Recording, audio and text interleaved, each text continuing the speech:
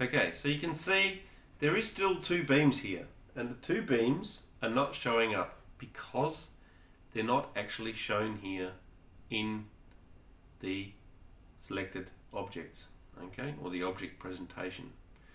If I was to add in an object for beams, so for example, if I was to come in, copy, apply, and change this and add in beams, apply, and use and create the drawing again,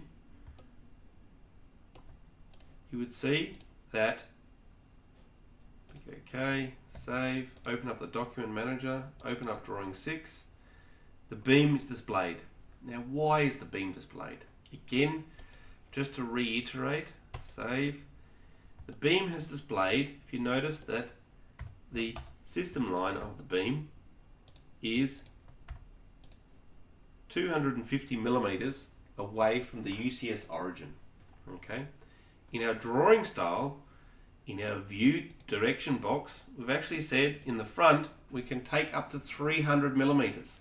Okay, so you'll notice that 300 is just on the other side of that system line, sort of about there. If we open up the drawing again, you'll notice that the web is actually a solid line because it's cutting the steel work 50 mil above that system line.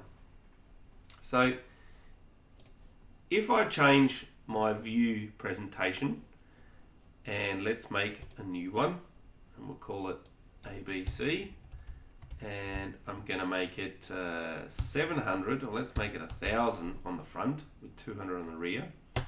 Pick OK and apply.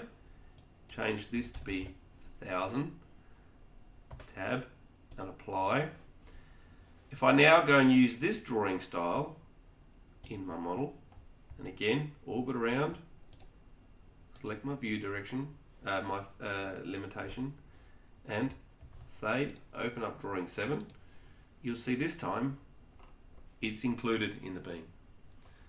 So you can see how the view restriction on the UCS plane is important, because remember that the UCS plane that you're referring to is not actually always the UCS. It's the UCS in this case during our testing period, but it could be referring to the UCS in the camera of when you generate a drawing. Okay,